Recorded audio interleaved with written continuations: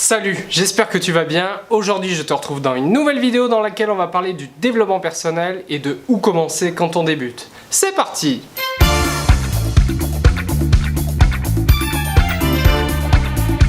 Alors, si tu as entrepris récemment de t'intéresser au développement personnel et que tu en es au tout début, il est possible que tu te poses une question assez simple.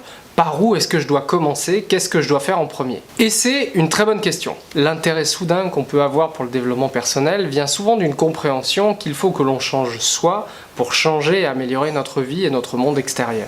Et cet intérêt peut être également accompagné d'une forme d'ambition, celle d'avoir la vie de nos rêves. Mais je crois que quand on a cette envie, et c'est peut-être ton cas si tu regardes cette vidéo, on peut être très rapidement un peu perdu et se dire mais par où commencer? Qu'est-ce que je dois faire en premier? Quelle est la première petite action que je dois poser pour me diriger vers la vie de mes rêves? Et je crois qu'il y a une constante, quelle que soit la définition que tu te fais, d'avoir la vie de tes rêves. C'est celle d'avoir un haut niveau d'énergie. Parce que si tu es cloué dans ton lit avec le niveau d'énergie d'une larve amorphe, tu n'auras jamais la vie de tes rêves. Tu auras beau la rêver, tu auras beau l'espérer, tu auras beau l'imaginer, tu ne seras jamais capable de la concrétiser. Et c'est pourquoi dans cette vidéo, je vais te donner 3 clés qui sont pour moi déterminantes pour entretenir, développer et maximiser ton niveau d'énergie. La première clé est simple, j'en ai déjà un petit peu parlé dans une précédente vidéo que je t'invite à regarder en cliquant là-haut, c'est la nutrition, l'alimentation.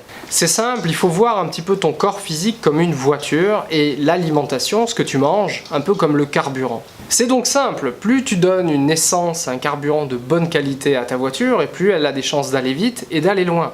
L'image est assez parlante, c'est-à-dire que si tu donnes une essence de mauvaise qualité, une vieille huile toute pourrave et toute crasseuse à ta voiture, il y a des chances qu'elle finisse très vite au garage. Et c'est un peu la même chose pour toi et ton corps physique. Qu'est-ce que c'est? C'est des fruits, c'est des légumes, majoritairement du bio si tu peux te le permettre, des légumineuses. Essayez d'éviter au maximum les produits transformés comme je l'explique dans ma précédente vidéo. Plus tu évites également le sucre sous toutes ses formes, le sucre raffiné, le sucre transformé, le sucre blanc qu'on retrouve dans quasiment tous les produits industriels, et plus tu t'éviteras d'avoir des coups de barre, des coups de pompe. Avoir un niveau d'énergie un peu instable comme ça, avec des coups de pompe, des coups de barre, c'est sûr que ça va affecter très vite ta créativité, ça va également affecter ta productivité, donc ta capacité à passer à l'action pour avoir et te rapprocher de la vie de tes rêves. Ça peut paraître un peu simpliste comme ça, genre oui, si j'ai pas la vie de mes rêves, c'est parce que je mange pas assez de bananes, merci Tony. Ça peut paraître un peu caricatural, mais pourtant il y a un petit peu de ça. Et souvent d'ailleurs quand on se souhaite la bonne année pour le 31, on dit vraiment l'important c'est la santé. Je te souhaite une bonne santé, voilà, c'est le plus important. La santé, elle est complètement liée à ce que tu manges. Plus tu manges mal, plus tu as des chances de tomber malade. Plus tu tombes malade et plus tu vas avoir tendance à consommer des médicaments. Et plus tu consommes des médicaments et plus ça va aggraver l'équilibre de ce que tu es. Alors c'est vrai que ce que je vais dire là est un peu controversé, je sais qu'il y a beaucoup d'avis contraires, j'essaye pas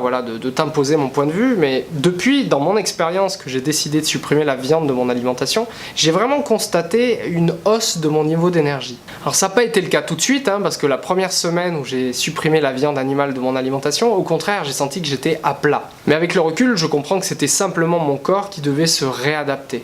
Mais il n'y a pas besoin de sortir d'une grande école pour comprendre qu'à partir du moment où notre alimentation est composée majoritairement d'animaux morts, d'animaux qui ont vécu dans des conditions difficiles et qui ont été stressés tout au long de leur vie d'élevage, on peut comprendre aisément qu'en consommant ces animaux, ce stress en fait ne disparaît pas, il va simplement se diffuser en nous, se diluer en nous. Mais ça c'est comme tout, je crois qu'il faut en faire l'expérience soi-même et c'est pour ça que je recommande régulièrement de faire des petits essais, pendant une semaine ou un mois, d'essayer de se lancer un défi pendant lequel on consomme plus du tout de viande.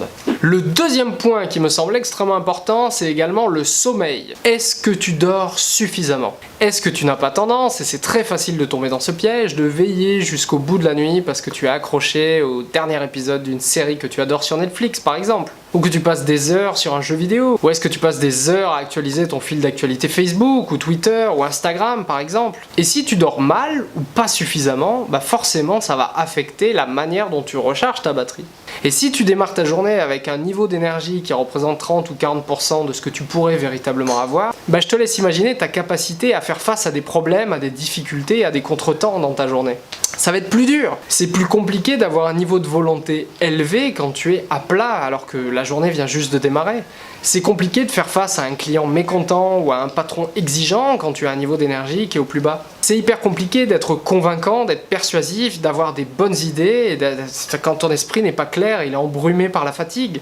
Alors ça peut paraître un peu con, mais est-ce que ton lit est de bonne qualité? Est-ce que tu as un bon matelas? Est-ce que ton oreiller te convient? Est-ce que la chambre dans laquelle tu dors, elle est apaisante, elle est confortable? Est-ce que juste avant de te coucher, tu passes ton temps sur ton téléphone portable, sur une tablette ou sur un ordinateur? Il faut savoir que cette lumière qui est envoyée par l'écran, en fait ton cerveau, ça le dérègle totalement. Parce que comme tu es en train de lui faire croire qu'il fait encore jour, il continue d'activer la machine. Et c'est vrai qu'il n'y a rien de plus agréable, je pense, quand on est dans cette démarche justement de développement personnel, de se coucher, de se mettre au lit avec une bonne tisane, une bonne camomille ou du tilleul, de la verveine, un truc pour les jambes légères ou ce que tu veux, ça te regarde. Et de se caler avec un bon bouquin qui va te reposer l'esprit tout en t'apprenant de nouvelles choses. Alors t'es pas du tout obligé de le faire toute la semaine, tout le temps, mais essayez en fait simplement de dire tiens, de temps en temps je vais essayer comme ça d'incorporer une petite routine du coucher pour favoriser une nuit dans les meilleures conditions possibles. Dormir dans des draps propres, essayer de faire par exemple une petite méditation ou de la relaxation dans son lit en écoutant une musique apaisante.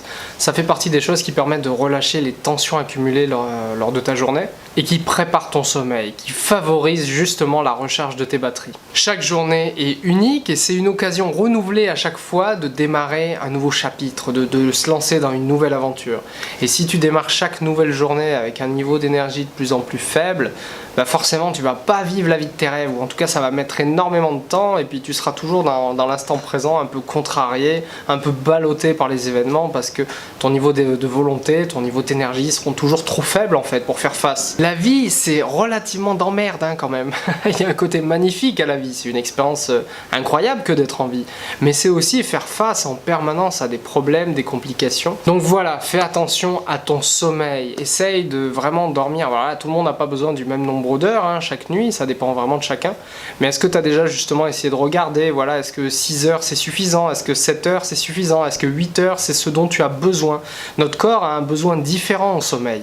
Et plus tu es à l'écoute de ce besoin, et plus en fait ton corps va te récompenser en te fournissant le niveau d'énergie qui va avec. Être à l'écoute de son corps, c'est un point très important. Et le troisième et dernier point, j'en ai déjà parlé dans une autre vidéo que là aussi je t'affiche là-haut si tu ne l'as pas déjà vu, c'est de faire de l'exercice.